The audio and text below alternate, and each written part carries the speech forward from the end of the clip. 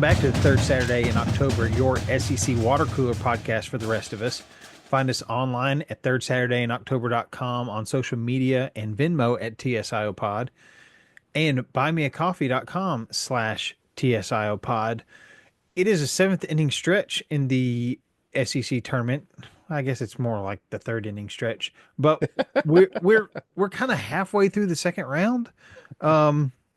We would have gotten to this before it kicked off, but a stomach bug decided to slide into home plate in our house, and the stomach bug won. But in the meantime, Jared, I know you've been watching sports movies.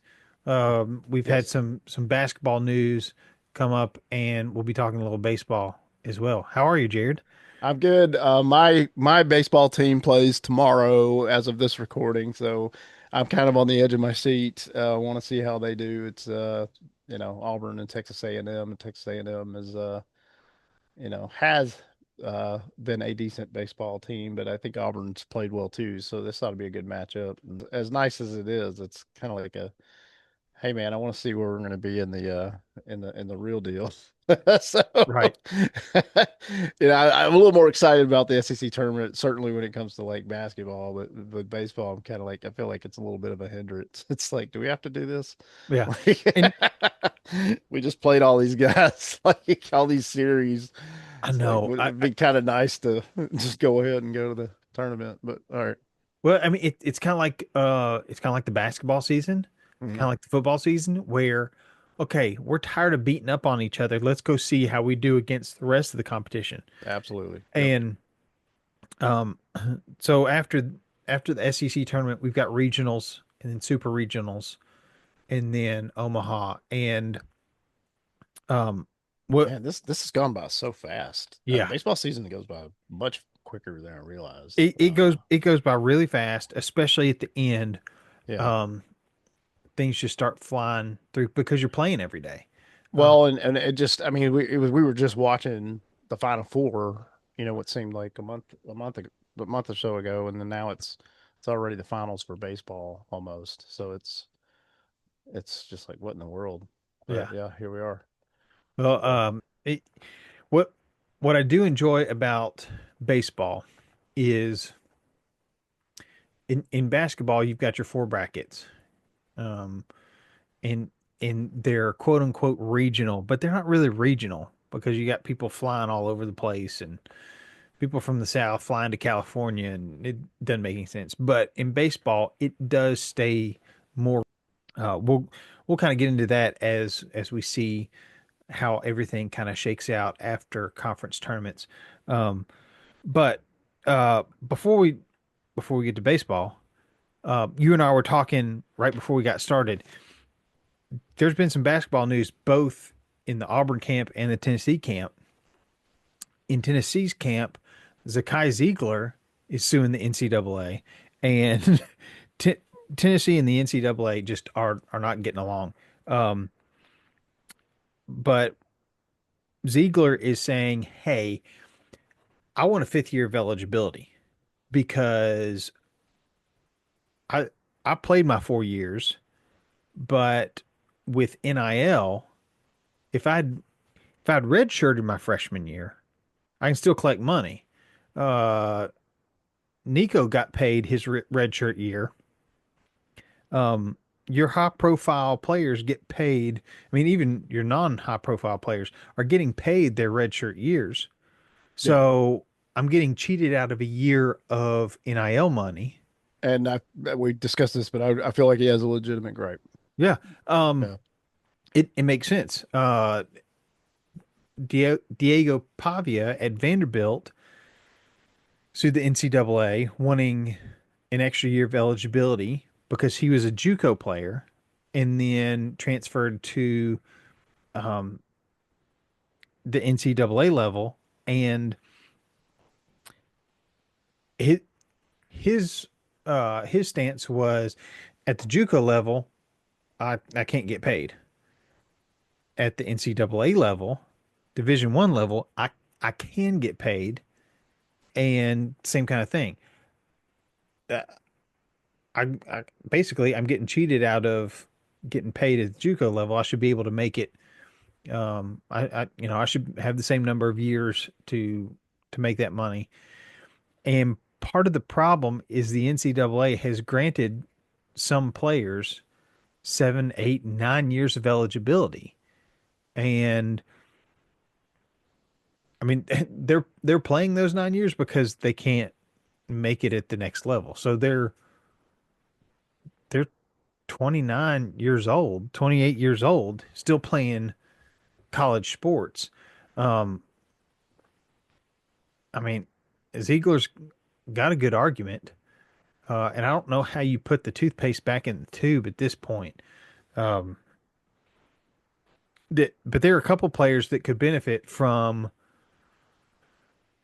this. Zakai Ziegler, Justin Gainey maybe comes back for a fifth year. Something that I'm thinking about is Tennessee's got one scholarship open after all their transfer portal and um, recruiting. If Ziegler wins and Bo Ziegler and Gainey are eligible to come back, I mean, I think Tennessee would love to have both of them back, but there's not enough spots. And do they? What do they do? Do they get rid of a freshman? Do they get rid of a transfer? Um, Yeah, so well, you make room for both, so it's got to be something like that. I don't know how that plays out, but you're not saying no to those two guys, I don't think, if you can help it. So yeah, I mean, Gainey's somebody who could start for most any team in I Division think One. easily pretty much any SEC squad. Yeah, he's probably starting. Um, So but it'll be interesting to see. I also heard that um, there's there's and this I'm not as familiar with. I heard it on the radio today while I was in the truck that there's um, basically the NCAA is trying to put a quote unquote salary cap on NIL. I have some issues with this because um, scholarship, room and board, your books, like all the school expenses, that's a student athlete's quote unquote salary if you're comparing it to the NFL. NIL is all the endorsement deals, which there's no cap on endorsement deals in the NFL. Um, it's just about what's coming directly from the the NFL organization. I I don't know. I don't know. I feel like there's going to be lawsuits with any sort of salary cap as well. So in Tennessee's case, there are Tennessee antitrust laws that basically say Tennessee schools, which would include Tennessee and Vanderbilt, don't have to adhere to NCAA rules on an NIL salary cap. Where this gets has some sort of document that SEC participating schools have to sign saying they will adhere to NCAA guidelines, rules regarding NIL. So you got state law saying you don't have to have a salary cap. You got SEC uh, rules saying you do. And the question brought up on the radio was, would the SEC really kick out Tennessee and Vanderbilt? Um, so no that chance. that's also going to be interesting. There's zero chance of that. Yeah, the SEC, I would have to imagine will fight for this, and this will get figured out. Yeah, So I realize in theory that could happen, but that's where it ends, theory. So but and I don't predict zero chance. If Vegas had odds on this, I'd say it's zero, but I don't Well, know. and talk about like crazy loopholes and stuff. That's where Auburn's finding themselves with a basketball. I guess you call it recruit. Fill us in on that, Jared. Well, okay, so there's two things that are pending with Auburn basketball, and one is our only, literally our only player coming back from last year from this past season's roster Which is is Tahad Pettiford, and that's if he comes back because he's in the NBA draft. So, and he's done decent in the draft. And that said, he at least is the it's all speculation, but the projections are second round, and so that's good for Auburn because unless the Hod gets a decent guaranteed contract, which would be a first round type thing, he's going to come back. So I'm kind of, while I'm rooting for Tahad Pettiford and I want him to live out his dream and make it in the NBA, I don't want him to make it this year. yeah. It's just I'd oh love to have him back at Auburn one more year and then go live out your dream all you want. yeah. I want you to go to the Um, league, but not yet. It'd be nice if you did it after this next year. Yeah, Yeah, so he's fantastic, and obviously everybody's replaceable at some point, but I'm kind of rooting. It's so weird because I cannot root against him because I want him. I obviously want him to make it in the NBA. I just kind of hope he'll come back for another year. So we should know that answer pretty soon, like probably maybe as soon as like a couple days from now. yeah, And and then the other part was I was chatting before we hit record, and prior till this week, I've been really kind of on edge with Auburn basketball because they did a really good job in the portal and they did a really good job with recruiting and stuff, but they're lacking one more big man. And to me, it was just like we kept striking out in the portal on what I thought were decent guys. And I was like, what the heck? Why? We're a Final Four team. Like, I'm sure we got the NIL to cover these guys. Like, why are they going somewhere else? Like we lost a guy from that would have been decent from I think from Louisville that chose Ole Miss, and that's Chris Beard, and I kind of get that, but I was like, really, Ole Miss? Auburn's better than Ole Miss. But then it comes to light this week that Bruce Pearl has had kind of something he's had in mind for a while, and he's just been quiet about it, and he's been in conversation with this international big. You say big. He's 6'8", 6'9", but that's decent. And this guy's bigger basically than me. yeah, he's playing in Serbia. His name is Filip Jovic, and the kid's a stud. Like he's playing pro ball over there, and he's doing really well, um and likely going to be in the NBA. And there's just been some loopholes and some weird stuff that are some obscure rules between going from that league to the NBA. It can happen, but there's weird red tape or something. So it looks like there's a strong possibility he's going to do a year in college, and Auburn's all over this kid. So, but with the international stuff, it's tricky. So that's why they haven't been talking about it, and I think it's now almost official, but it's not quite official. So they have still been a little bit careful putting it out there, but it looks like there's a good possibility that we get this, basically this pro men from the Final Four team. So having this kid come in, mixed with some of these other transfers and stuff we got, it just gets me excited. It's like, oh Yeah, man, I've been watching his highlight reels and stuff on YouTube, and the more I watch, the more I'm like, holy cow, if we get him back and we get to Hod Pettiford, who comes out of the draft and comes back to Auburn, like I'm feeling a lot better about Auburn basketball next year. And I don't know, I wouldn't say Final Four, but I'm feeling good. yeah, Like this is going to be a decent team.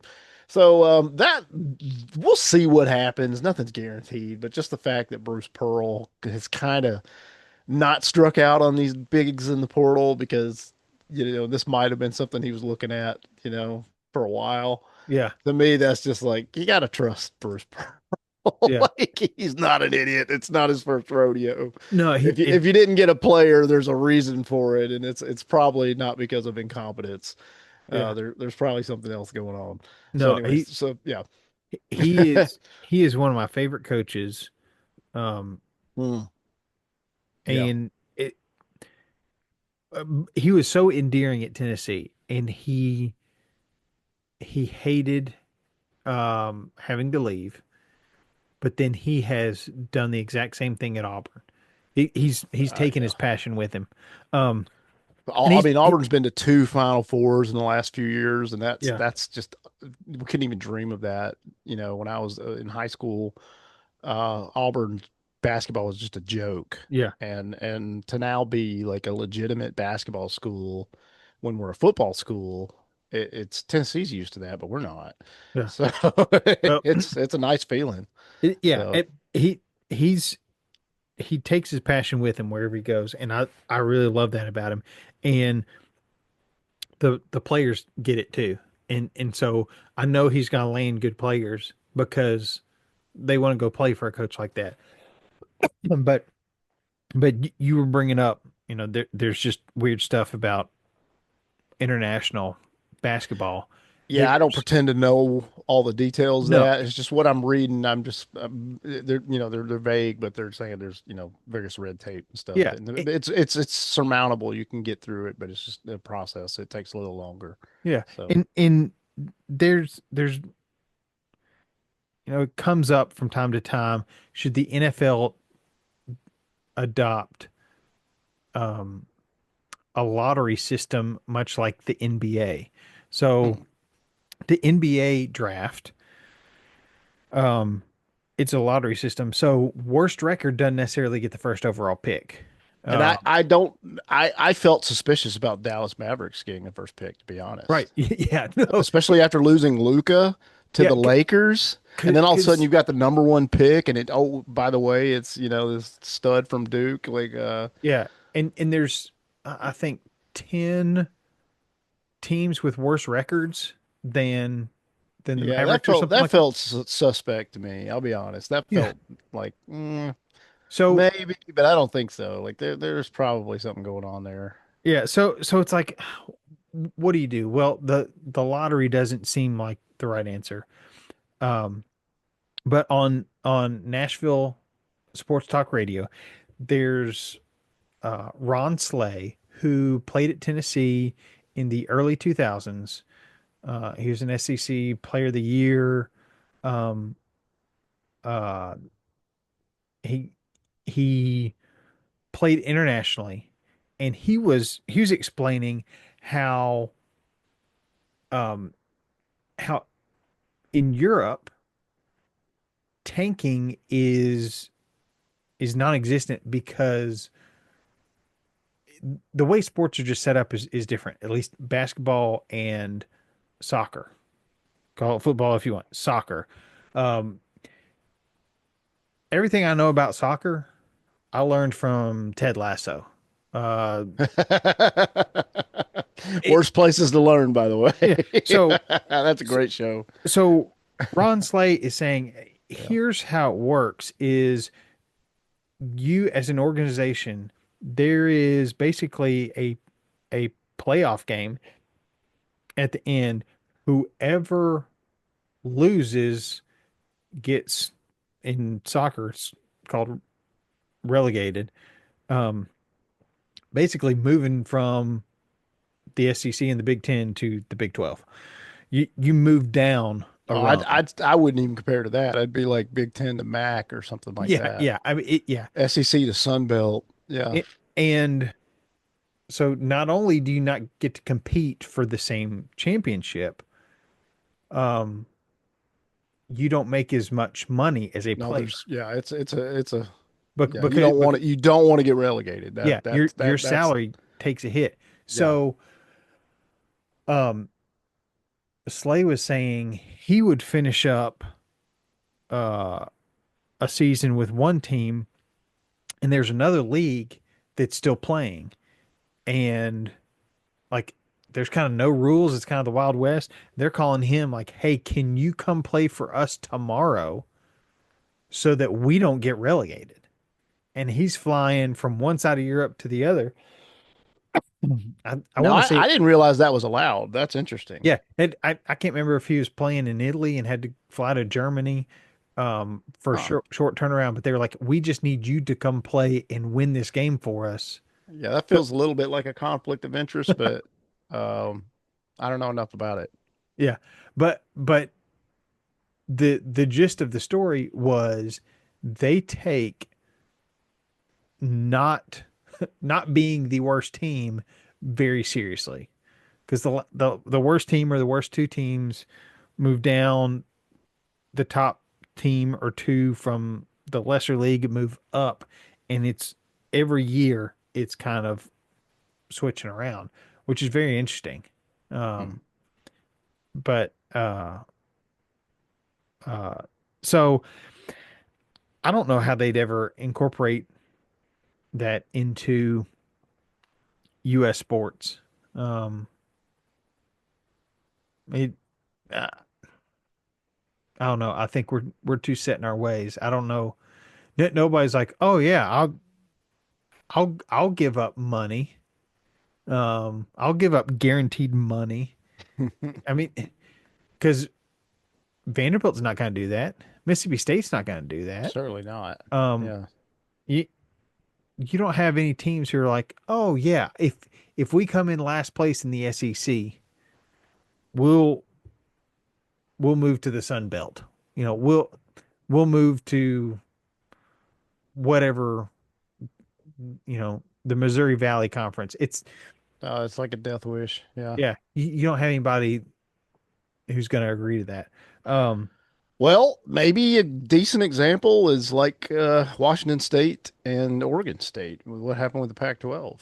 You yeah, know, yeah. I mean, they got left behind, and okay, well, let's try to put together rebuild the league. But who you're rebuilding with? It's Mountain West schools, and yeah, we'll see who else joins. But yeah. You can call um, it the Pac whatever, but it's just the Mountain West yeah, with I mean, basically now it's the best of the Oregon State Mountain and Washington West. Yeah, State. and plus Oregon State Mountain, and there's not to get on a tangent, but there's talks of who that other school is, but um, could end up being a school that's not that glamorous, like a New Mexico State, who's Yeah, in like the Conference USA.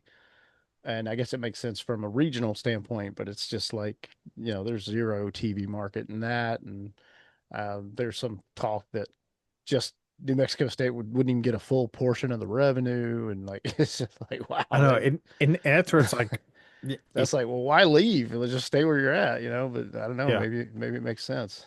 I don't I know. I, I know to give up a portion of that, and maybe giving up a portion, you're still making more than where you are, but it also just doesn't sit well because you are looked as lesser than the rest of the conference. Yeah, I feel that way.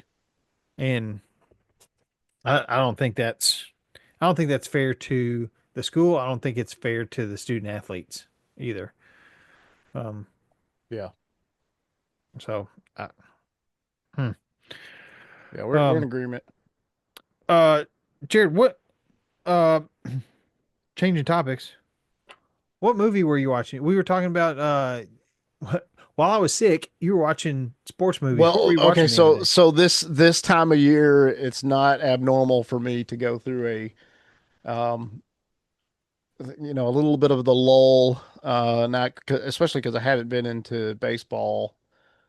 So for me, it's not abnormal for me to start watching sports movies or sports documentaries, Yeah.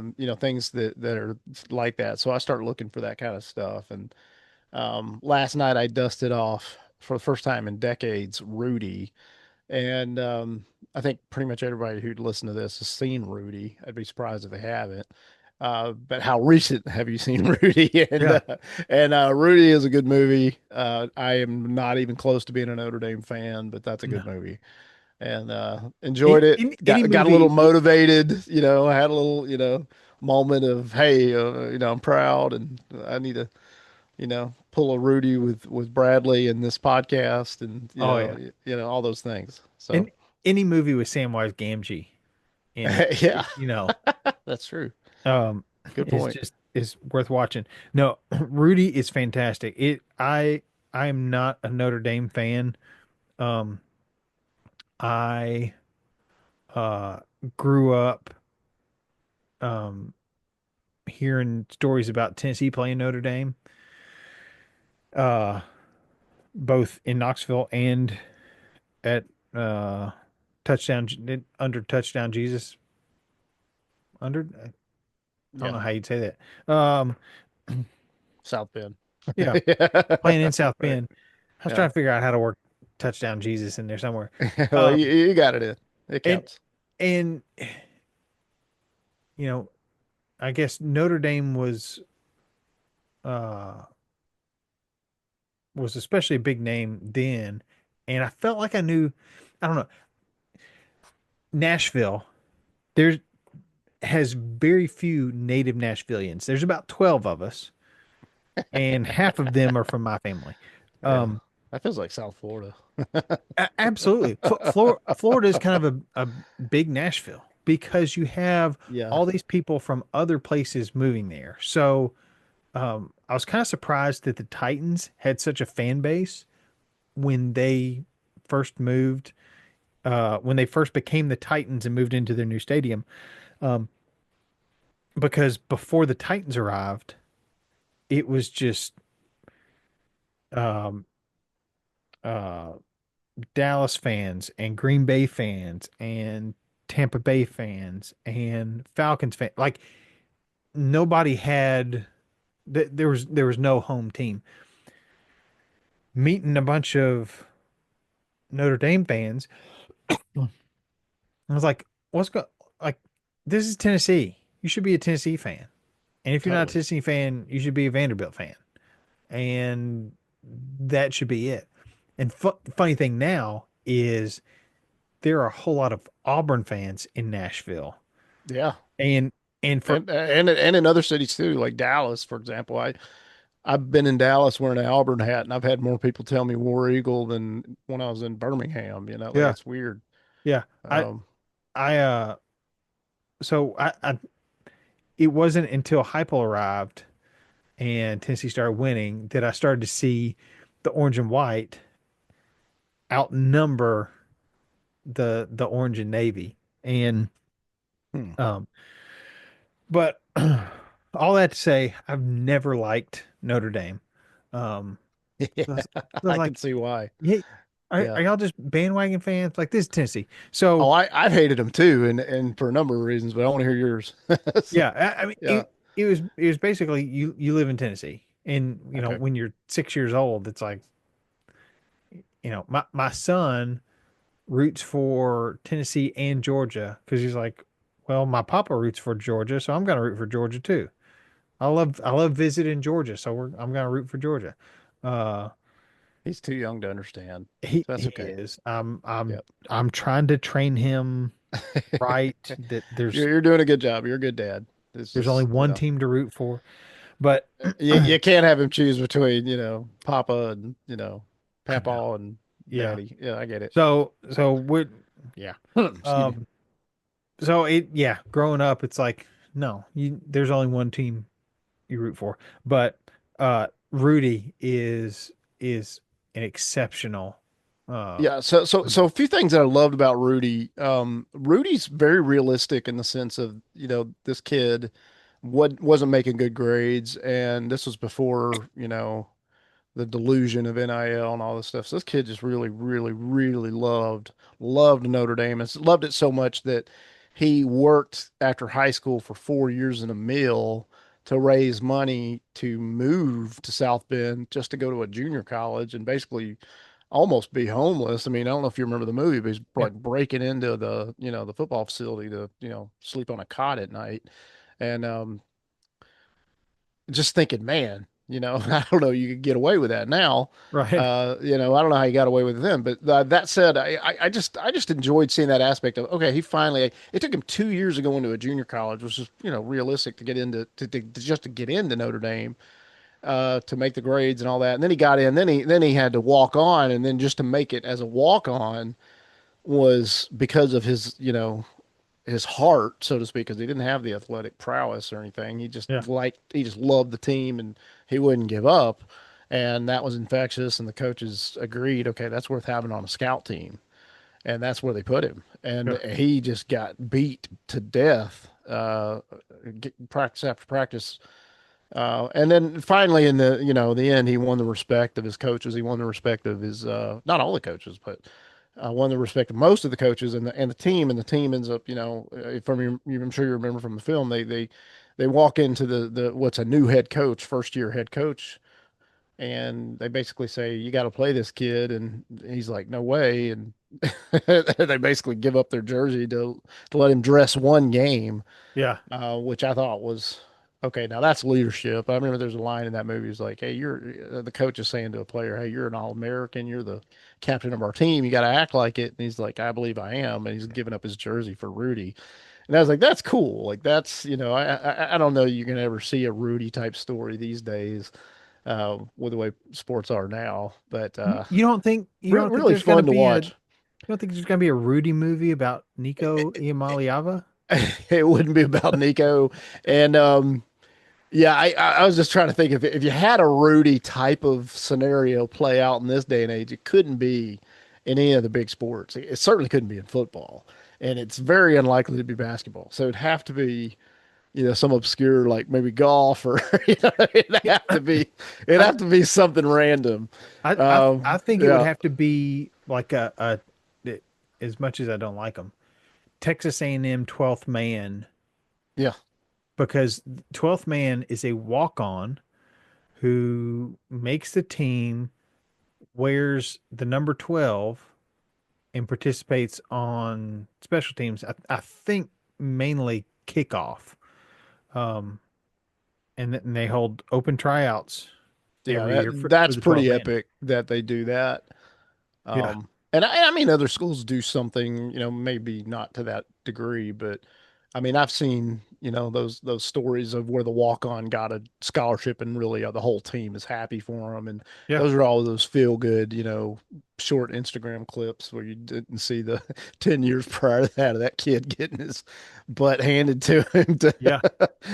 just to get a scholarship. Where now a scholarship's not good enough. You got to get paid and get the scholarship. So it's just like, ah, man. I remember the end of last football season for Auburn. Our special teams was so hideous and bad. And we had our starting kicker was ill and out, and then we had our backup who was a freshman. He just had lacking confidence, I think. And we got this kid who was like the kicker that played for Birmingham Southern, which is no longer a school even more. Yeah. Like it's gone. Yeah. Birmingham Southern's not even a college.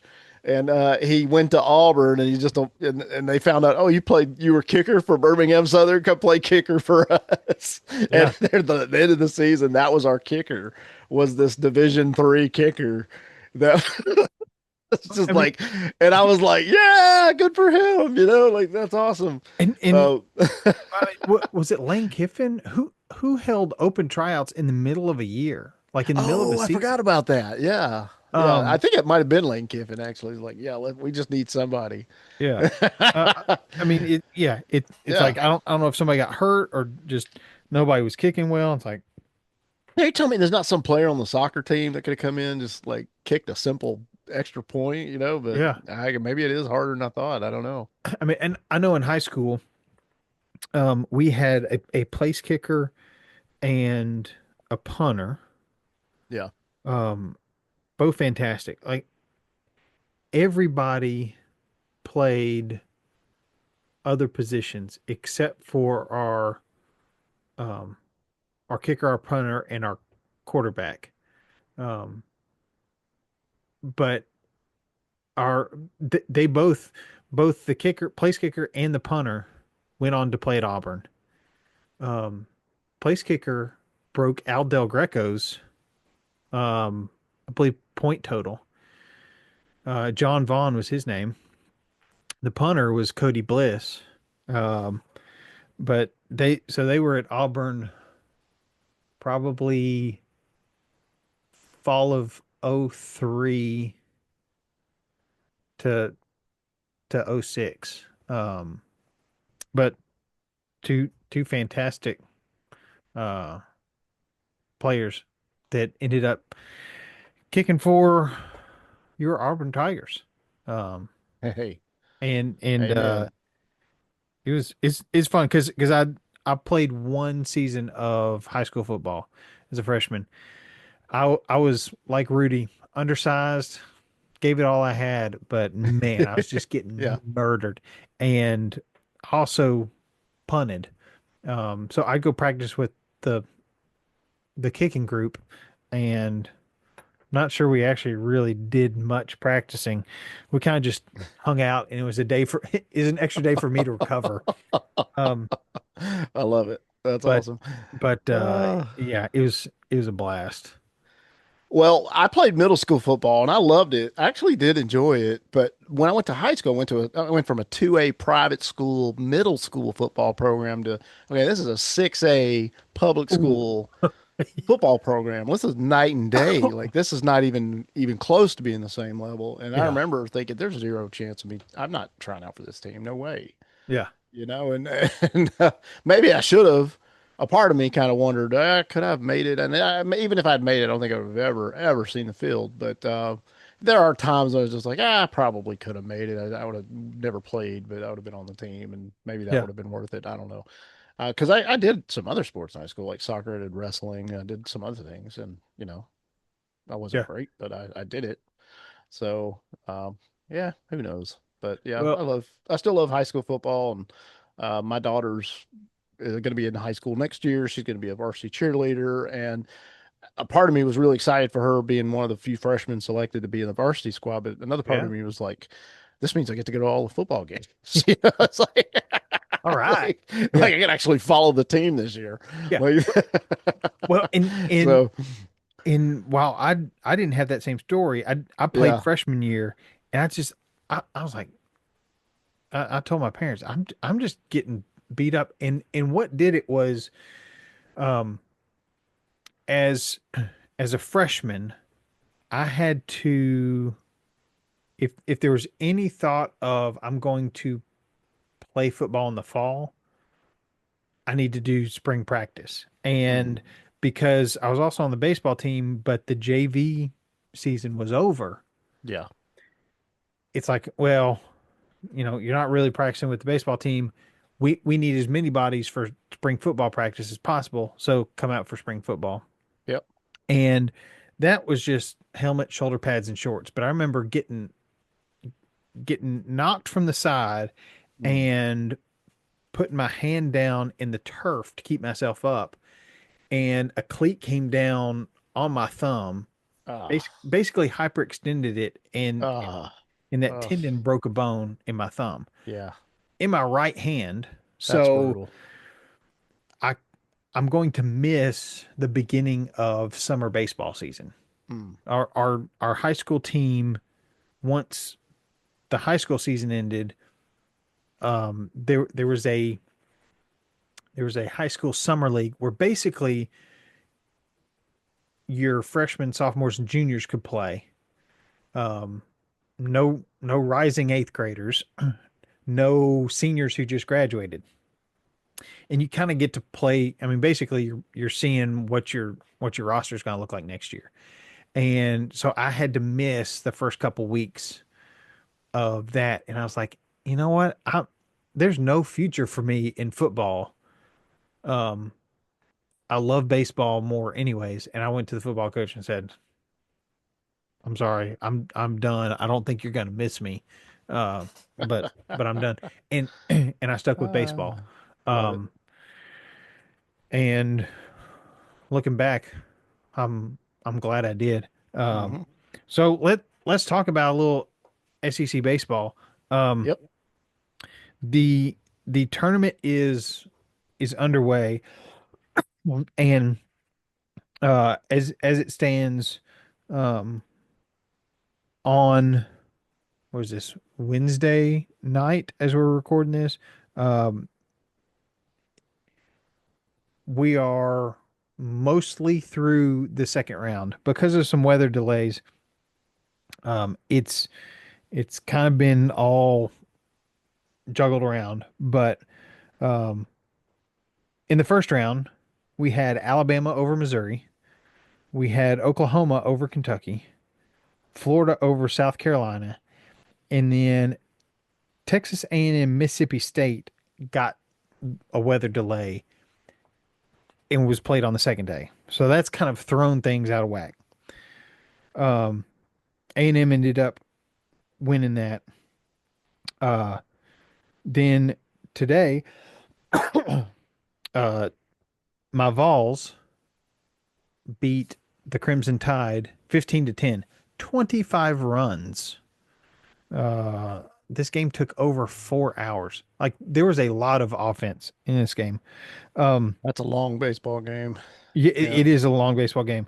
Uh, Oklahoma upset Georgia, um, and uh, we've got Florida Ole Miss, who I believe I can't remember if they started about the time we started recording or if they're starting right now. But um, I was I was very pleased with this Tennessee baseball game. Kind of let it, I guess, took our foot off the gas at the end. Um, but getting uh, it felt like we were getting in the right rhythm. Um, Marcus Phillips was pitching for us, who I believe he's been mostly our Saturday starter. So our number two guy throughout the season, and his biggest drawback this year is when he's let um guys on base, they've stolen a lot of bases on him. And I want to say it's like it with a series or two to go, like there are 23 stolen bases against Marcus Phillips in the SEC, just in SEC play. Um, I I heard that somewhere. I haven't verified it. Um, but that's a lot of stolen bases Yep. for somebody who does not have that many starts in the SEC. So he gets to start today. He looked like a man on a mission. He came out firing on all cylinders, um, and was really impressed with him taking a no hitter through. It was the fourth or fifth inning before um, before Alabama got a hit. So I was really impressed with that. Our bats were coming around, um, but very excited for that. So now um, Tennessee has the tall task of taking on number one Texas tomorrow. That's not going to be a cupcake. No, um, we have not faced Texas this year, uh, and the last time we saw Texas's head coach and a couple of their players, Tennessee was victorious in the national championship College World Series That's a year correct. ago. So, Bless you. Yep. thank you. um, Man, if I'm getting over the stomach bug and getting my kids cold, like it's just what the heck. We Um, might have a delayed podcast next week. Just giving you a heads up. So, yeah, yeah. Bradley's gonna have no voice um after this cold.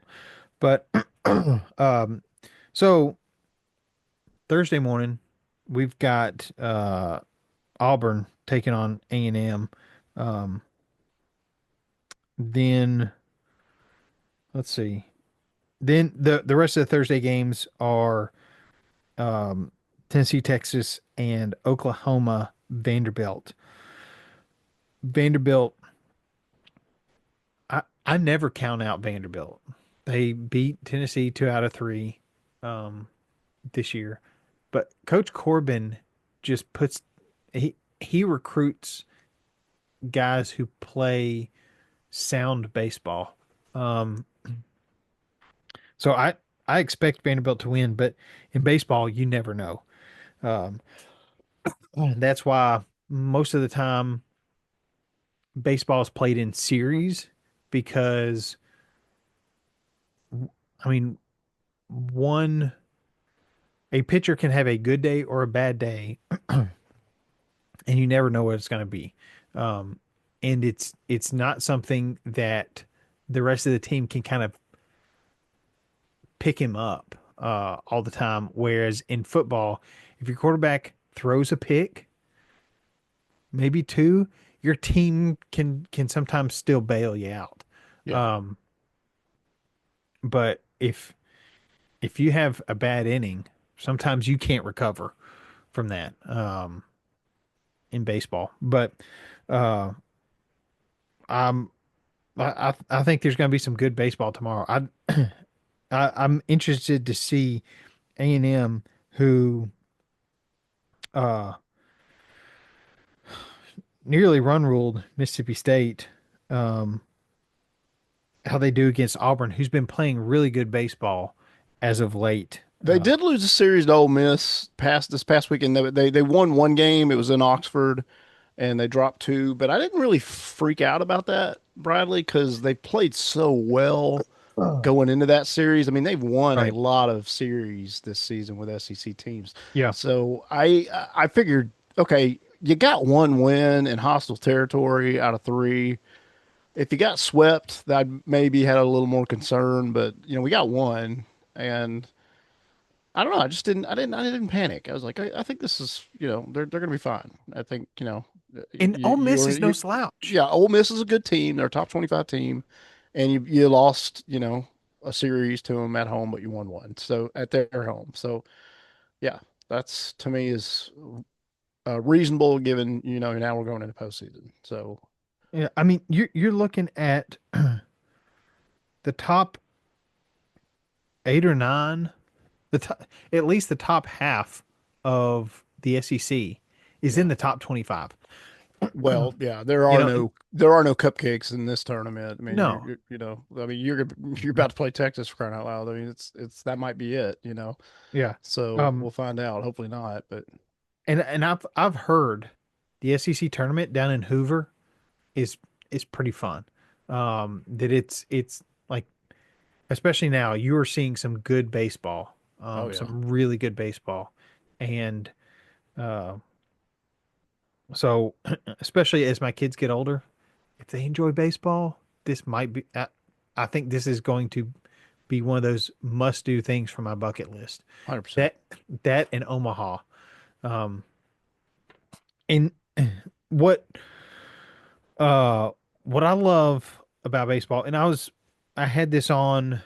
Um, hopefully my boss is not listening to this. I had this on today at work. I was getting work done. Um, Yes, um, our president did come in and say, "Hey, Tennessee's playing today, aren't they?" And I pulled up my browser tab. Yeah, they're actually playing Alabama right now. They are up 11-6. Uh, but he's a big Vanderbilt fan, and we talked baseball for several minutes before we got into work. But um, it it's something that I know as a former player, especially a former pitcher. Uh, and admittedly, I did not like pitching all that much. It is fun looking at looking at the count and thinking, okay, what pitch would I throw? It's not just about what pitch you're going to throw. It's also about location, and location has a lot more to do um, with the batter's tendencies. Um, like, do they struggle with pitches inside? Do they struggle with pitches outside? Did I just pitch them inside? Like, am I pitching them fastballs inside to try to get in on them quick where they, you know, it's called jamming them, where they can't get the bat around. And then I throw something slower outside where they swing and whiff. I mean, it's a chess game, but it's fun looking at, okay, it's 0-2. I'm probably gonna throw something slower, change up, curveball, probably not in the strike zone. Um, now it's 1-2. okay, so throw that. It's a ball. Now it's 1-2. What do I do? And now, um, like, do you come back with a fastball with movement or like a cutter or um slider, something like that. And these guys were throwing mid upper 90s all day. Like this is it's not uh it's not easy to hit these pitchers. But it's fun sitting there. And if you haven't played a whole lot of baseball, you may not be thinking about this stuff. But this is something that anybody can kind of pick up on and start learning that makes the game more fun. Um, just just trying to think, okay, what what what would I call if I were calling pitches and watching to see what actually gets thrown. And some of the movement on these pitches is just it's unbelievable. And when it's coming in there at 95, 98 miles an hour, um, how can you adjust? Because there are ways to look at at that ball spinning and seeing what kind of pitch it is. But like I said, when the ball gets there in less than a blink of an eye, it's hard to hit. So it's been a fun day of watching baseball. And I'm excited for you, Jared, getting to watch your Auburn Tigers Well, tomorrow. it's yeah, it's technically working hours, and I'd be lying if said I didn't. I'm not planning to have my phone on the desk with my desktop set to work and kind of bouncing glances between the two. So Yeah, that's likely what's going to happen. So yeah. Well, in baseball's one of those sports where um, uh, I guess kind of like golf, and I haven't watched a whole lot of golf, yeah, I never watched but golf like ever you can watch it, so and if far. if you need to just hop off for a minute, like it's it's okay. It's in some ways it's slow enough that you can kind of come back and get caught up.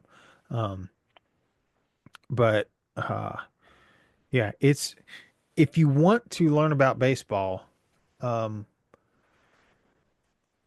either find somebody who really loves it and go watch a game with them, um, or what a lot of kids um, who who I know who loved baseball, and this is pre-streaming, pre everybody having cable, listening games on the radio, and um, uh, you keep the scorebook, and you're writing down every ball, every strike, every hit, learning. Okay, like each position has a number. What what number? Because one is pitcher, two is catcher, three is first base, four is second base, Yeah. five is third base, six is shortstop, and then seven, eight, nine is left field, center field, right field. Mhm. And so, um, when you have a 6-4-3 double play, that's the the shortstop throws to the second baseman, who then throws to the first baseman for a double play. And you'll hear that on a broadcast: a 6-4-3, 5-4-3, 4-6-3, uh, 3-4-1. Yeah, 3-4-1, where it's first baseman. I guess it's 3-6-1. First baseman to shortstop to pitcher for a double play. Um, you'll hear these things. And it's like, what in the world are they talking about? It's a quick way to say who threw to whom, um, to record the out or the double play. Um, and it's a lot of these little things that you start to pick up. And I never really thought about how complicated this game is because I'd played it my entire life. Yeah. until I started coaching Little League and trying to tell, okay, there are 9 or 10 players on the field, and when the ball's hit, every one of you has to move. But how do I explain this to a bunch of 5 and 6 year olds? Yep. It was just chaos, and that's okay. Uh, I wish some of the other coaches Uh, and the other parents understood that, hey, they're just 5 and 6 year olds. It's no big deal. But um, oh well. It was an excuse to get out the old glove. I love that sound of leather. I love the I love that you kept your word and you brought the glove. I did. Um, Yep. I truth be told, I love just putting my glove on. Hmm. Um, and I talked about this last week. This is a glove that my dad got me before my senior year. I was finally going to be a full-time starter, and it's a glovesmith. So I'd had Louisville Slugger and Rawlings gloves. Um, this at the time, I believe it was like a $250 glove. It was not a cheap glove. This was um 20 years ago. Uh, and so I got it like right before the season started. So I was like, okay, I got to break this in so I can so I can start using it. And um, at that point, I finally knew how to break in a glove.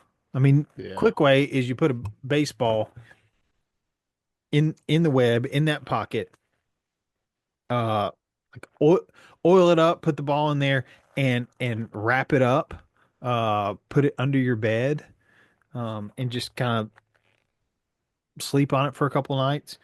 Um, but really, what you got to do, you just got to work the leather. Like you just got to get it loosened up. And I played outfield, so this is a bigger glove. Um, uh, but infielders especially had smaller gloves because they like every split second counts even more so in the infield than it does in the outfield. But they had a way of breaking in their glove and kind of curling the fingers so that wherever the ball hit, it just kind of rolled into the pocket there where they could always find the ball. And I was like, heck, I'm gonna do that with my glove. And so that's what I've kind of done. And it's always, and I know my camera's kind of blurring it out, but it's always going to land right there, no matter where it hits. It's just kind of gonna roll in there. Nice. Um, but I mean, it still fits my hand. It would not fit anybody else's hand just because of, I mean, the shape of my fingers, um, the way I close it. But Yeah. um, I yeah, I've oiled it a couple times this season just trying to bring it back to life because I used it for a little bit in softball, but I was kind of like, I don't want to use this as a softball glove because it's broken Right. in for baseball. It's not Yeah, broken in for exactly. softball. Um, but Well, yeah, I I think you did the right thing there. I'm just curious, just because a part of me wishes I had a glove from when I was younger. Um, how do you mentioned you oil it and stuff like what's the key to kind of maintaining it? Like yeah. So keeping it oiled. and what does that entail? I don't even know.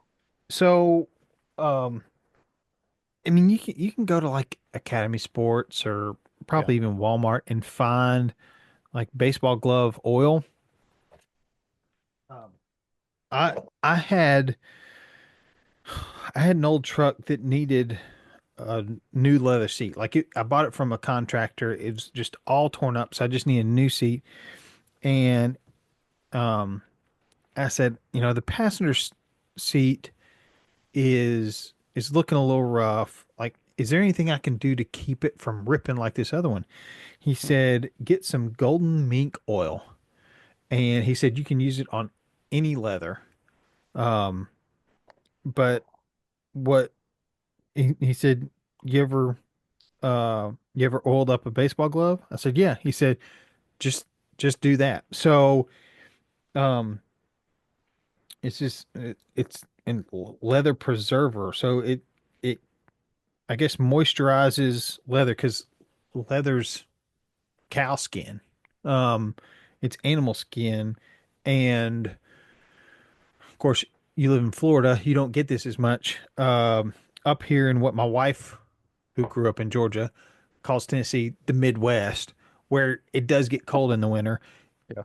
We have to put lotion on our hands because it dries out. That's basically what you're doing to the leather glove, and you just like you can get a cloth, or I'll just use my finger and I'll get a little of this golden mink oil on my finger and just Just kind over of the rub it in entire there. glove, I just Yeah. start oiling it up. Yeah. Like putting lotion. I mean, this glove is an extension of my right hand, Yeah. and I I'm just putting lotion on the extension of my right hand and put it all over there. I let it sit for a little bit, and then I'll take a rag and just wipe off the excess.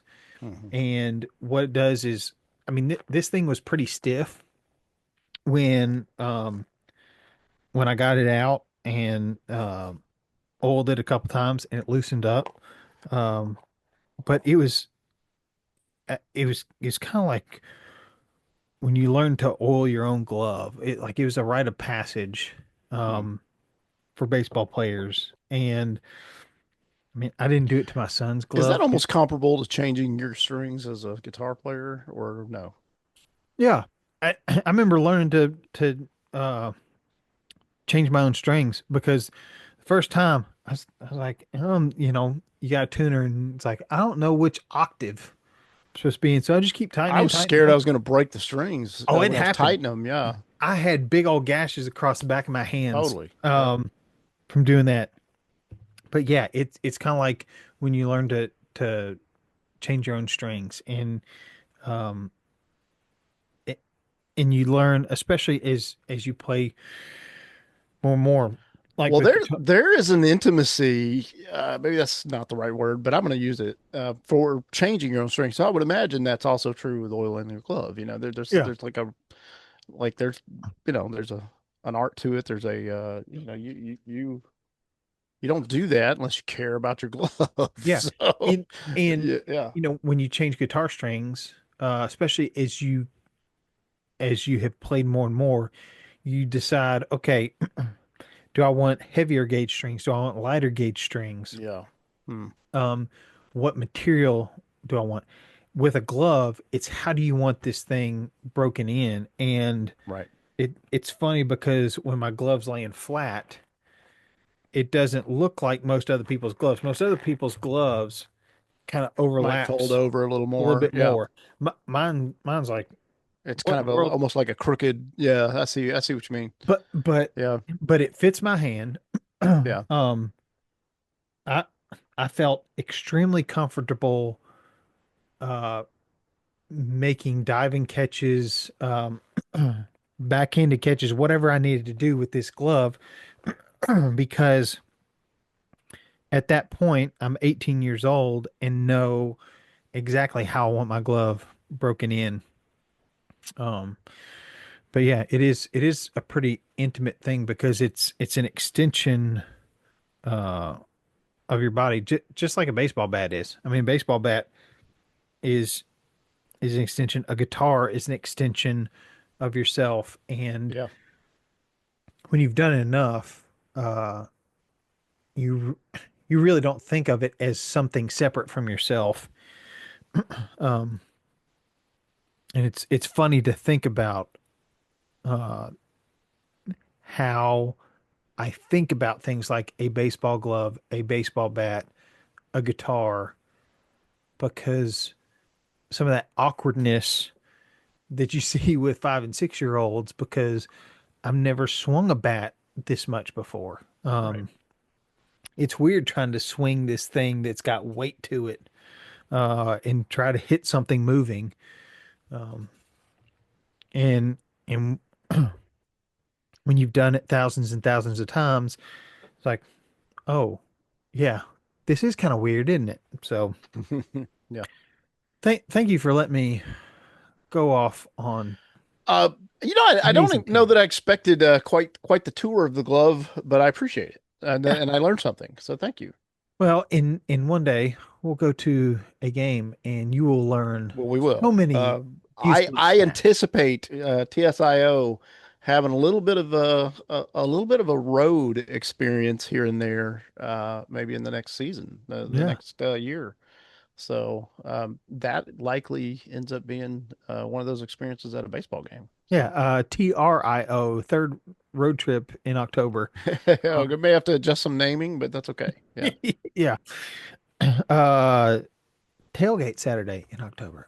yeah. Well, Ooh. Um, yeah. There's I mean we're doing October and it's May. So yeah. almost June already. Wow. Yeah. I This year's know. gone by pretty quick, right? It Wow. it has. June's the sixth month of the year. Yeah. Like you Whoa, could we're say the halfway year's almost there. the halfway point of Yeah. 2025. So, and technically 100 days ish from football season. Yes. I saw a tweet from Auburn football, um, sometime in the last couple days that we are 100 days from kickoff. Man, that kind of feels good to say, to be honest. That's nice. I know we're down to It's double it's almost digits, like when you start counting down to Christmas, you're like, oh yeah, Christmas is good. You know, right? yeah, Chri- that is not that far away. That's pretty Christmas cool. Christmas comes in September, with the It kickoff. does. It does. It Late August even. Yeah, I yeah, mean, yeah. and you got some local high school football. You got there's some good stuff starting to happen. So I know that there's something about uh, Friday nights oh yeah, under the Friday Night lights. Lights, absolutely. Um, my boys love going to my alma mater football games, mainly because there's an alumni tent where we get free snacks. There you go. Um, but That's called good parenting in my yeah, book. That's yeah. uh, I, I I take the boys. A lot of times I try to give my wife an evening without kids, so we'll Well, that's a we'll good way to go do it. Yep. we'll go get pizza and then head to the game. um, and they don't pay attention to the game at all. I can't because I got two boys who are trying to climb up the bleachers in the end zone and jump off the back, um, like kamikazes. It's it's crazy, and so we don't watch a whole lot of football, but they have fun, and it doesn't cost me much. So, Nope. uh, That's the best kind. yeah. So looking, Fishing, going to look, football, going to high school football games. Those are wise ways to, yeah. yeah, I like the strategy there. That's good stuff. So, I've got so many memories of doing the same thing, playing pickup football in the end zone on the track, um, with people that I I probably didn't even learn their name that night, and so no clue if I ever met them again. Um, but man, that's just burned into my brain. So, well, well, hey Jared, man, thank you for letting me go down yeah. wild tangents A walk down amnesia lane. about s- Rudy and uh breaking in baseball oil and baseball I, gloves. I don't know, man. We may have just created a number of topics for future episodes to get us through the next 100 days. Oh So, yeah. Yeah. There's never uh a dry spell with the two of us, is there? Um hey, if you want to contribute to this dialogue, you can by reaching out to us online at thirdsaturdayinoctober.com, on social media at TSIO Pod. And if you want to support us, Venmo at TSIO Pod or buymeacoffee.com/TSIO Pod. Jared, thanks for hanging in there while I had to come back to the land of the living from the land of the dead. Uh, it well, not only did you come back, you came back with style, panache, a little bit of education, an informative and entertaining style. It So just good feels on so you, good to man. be upright. I'll tell you That's that great. much. Yeah. To be upright and not paying homage to the porcelain gods. It's a beautiful feeling. Beautiful Well, feeling. I'm glad you're feeling better, and Well, looking forward to tomorrow's baseball. yeah. So Both of our teams have games tomorrow. So, yes, I but am more pleased with the team that we're facing than you're facing. So, absolutely. Um, yeah, the battle yeah. of the real UT, and I don't feel good about it. But that's not going to stop me. Well, the real UT is still debatable whether or not what happens in that baseball game. But yeah, Yeah, that's no, the SEC yeah. settled that about a year ago at Amen. SEC Media Days. Um, but yeah, no matter the outcome, that's not going to stop me from But saying Texas is no cupcake in football, and they no. won't be this year either, most likely. Yeah, So unless something goes seriously wrong with our good friend Arch Manning. yeah, So yeah, yeah. He is. yeah, We'll see how he lives up to the tall tales. yeah. Well, let's see the hype, man. Yeah, I want to see how he does. yeah. So Well, as you like to say, heroes come in all sizes. Roll Vols. War Eagle, Bradley, glad you're feeling better. Look forward to next week. Thanks, Jerry. Tailgate, pancake, living room, pregame, burgers, ribs, chicken wings, chip and dip.